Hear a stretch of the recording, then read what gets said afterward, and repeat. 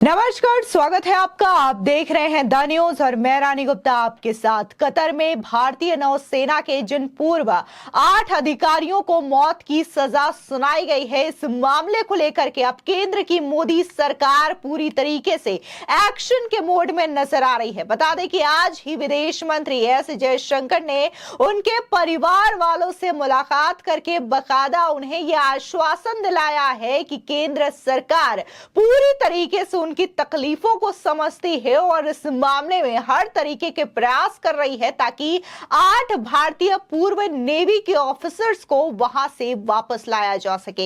इसी के साथ ही आपको बता दें कि कतर में मौजूद भारत के डिप्लोमेट दीपक मलिक, कि पीएम मोदी के बेहद खास माने जाते हैं, उन्होंने तो इस मामले को लेकर के अब कतर की सरकार से बातचीत भी शुरू कर दी है। तो वहीं इस बीच देखने को मिल रहा है कि मौजूदा भारतीय नौसेना प्रमुख ने भी इस मामले को लेकर के बड़ा बयान दिया है। उनका कहना है कि पूरी तरीके से हमारे जो कर्मी हैं उनको लाने के कवायद भारत सरकार जो कानूनी प्रक्रिया होती है उसकी शुरुआत कर चुकी है और एक एक तरीके से हम पूरी कोशिश कर रहे हैं। तो ये तमाम तरीके के रिएक्शंस देख रहे हैं इस मामले को लेकर के, यानी कि देखने को मिला था कि कैसे पिछले साल उनकी अचानक से गिरफ्तारी कर दी जाती है, उन पर क्या मामला है, आखिरकार कौन से एक्ट लगाए गए हैं, इस चीज की जानकारी भी सामने नहीं आई है। इतना खुफिया इस पूरे मामले को रखा गया, लेकिन जैसे ही इसकी खबर भारत सरकार को हुई, भारत सरकार तत्काल इस पूरे मामले को लेकर के एक्शन के मोड में आ चुकी है। आज विदेश मंत्री एस जयशंकर ने उनके परिवार वालों से मुलाकात की है। बता दें कि विदेश मंत्री एस जयशंकर ने अपने सोशल मीडिया प्लेटफॉर्म एक्स पर इसकी जानकारी साझा की है। बता दें कि जयशंकर ने बताया कि आज सुबह मैंने कतर में हिरासत में लिए गए 8 भारतीयों के परिवार वालों से मुलाकात की। साथ ही उन्होंने कहा कि सरकार सभी भारतीयों की रिहाई के लिए कोशिशें जारी रखी है।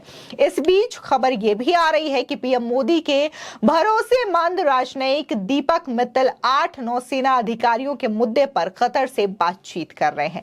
आपको बता दें कि दीपक मलिक वही हैं जिन्होंने तालिबान द्वारा अफगानिस्तान पर कब्जा किए जाने के बाद भारत के आधिकारिक तौर पर जब तालिबान से बात की थी, तब ये बात की पहल, इस बात की शुरुआत दीपक मलिक ने ही की थी। बता दें कि दीपक मलिक काफी ज्यादा तेज तर्रार डिप्लोमेट माने जाते हैं और सबसे खास बात यह है कि वो पीएम मोदी के काफी भरोसेमंद भी कहे जाते हैं।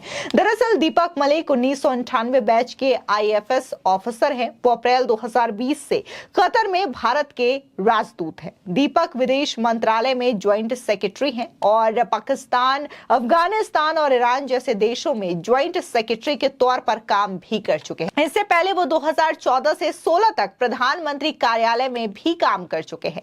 उधर दूसरी ओर भारतीय नौसेना प्रमुख एडमिरल आर हरि कुमार ने यह कहा है कि सरकार की ओर से यह सुनिश्चित करने के लिए हर संभव प्रयास किया जा रहा है कि हम कानूनी प्रक्रिया अपनाएं और हमारे कर्मियों को राहत मिले। भारतीय नौसेना के मौजूदा प्रमुख जो है राहत की बात अपनाते हुए नजर आ रहे हैं। सुनिए किस तरीके से उन्होंने अपनी बात कही है।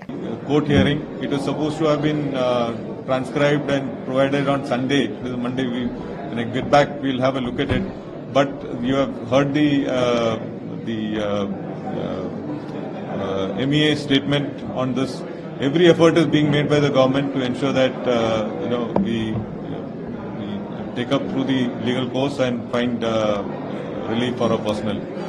आपको बता दें कि इसी के साथ ही जिस तरीके से एस जयशंकर के मिलने की खबर सामने आई है पूर्व अधिकारी के परिवार वालों से, तो इस चीज को लेकर के कहा यह जा रहा है कि जाहिर तौर पर इंडियन गवर्नमेंट जो है वो काफी ज्यादा एक्शन के मोड में है, जिसकी वजह से एस जयशंकर ने मुलाकात की है इन परिवार वालों से। बता दें कि 8 पूर्व अधिकारियों के परिवार वालों से मिलने के बाद बाकायदा एस जयशंकर ने कहा है कि 8 भारतीयों के परिवार वालों से मिलकर मैंने इस बात पर जोर दिया है कि सरकार इस मामले को सर्वोच्च महत्व देती है और पीड़ित परिवारों की चिंताओं और दर्द को पूरी तरीके से समझती है। सरकार सभी भारतीयों की रिहाई सुनिश्चित करने के लिए सभी कोशिश करना जारी रखेगी। हम उस संबंध में परिवारों के साथ निकटता से समन्वय करेंगे। बता दें कि कतर की कोर्ट में भारतीयों को सजाए मौत मिलने पर भारत ने हैरानी जताई थी और कहा था कि हम कतरी कोर्ट से इस मामले का विरोध करेंगे। बता दें कि पिछले साल अगस्त में कतर अधिकारियों ने इजराइल के लिए जासूसी करने का आरोप लगाते हुए इन भारतीयों को गिरफ्तार किया था और बाद में उन्हें जेल भेज दिया गया।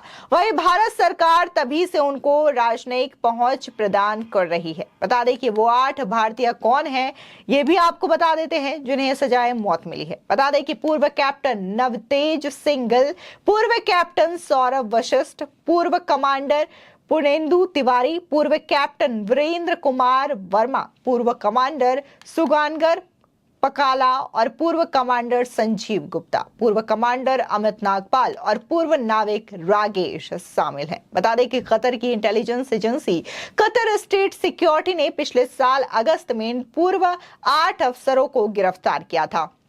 गौरतलब है कि आधिकारिक तौर पर यह नहीं बताया गया अभी तक कि इन 8 भारतीयों को किस मामले में सजा दी गई है और कौन कौन से ऐसे एक्ट है जो कि इनके ऊपर लगाए गए हैं, लेकिन रिपोर्ट्स के मुताबिक सभी पर इजराइल के लिए जासूसी करने का आरोप है और कतर में ये लोग Dahra global technologies and consulting services में काम करते थे, जो कि एक निजी कंपनी है।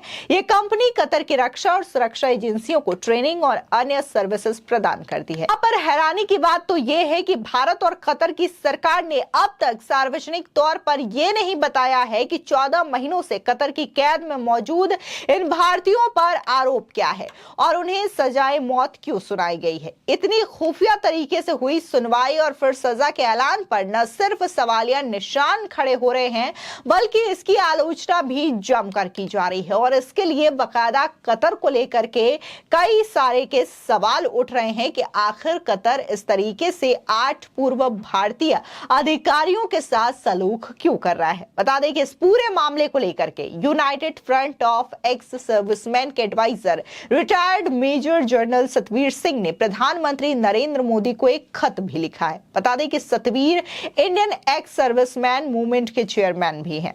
उन्होंने कहा है कि अधिकारियों को ऐसे आरोप में सजा सुनाई गई है जिन्हें सार्वजनिक नहीं किया गया है। प्रधानमंत्री नरेंद्र मोदी से अपील है कि वो इस पूरे मामले में हस्तक्षेप करें।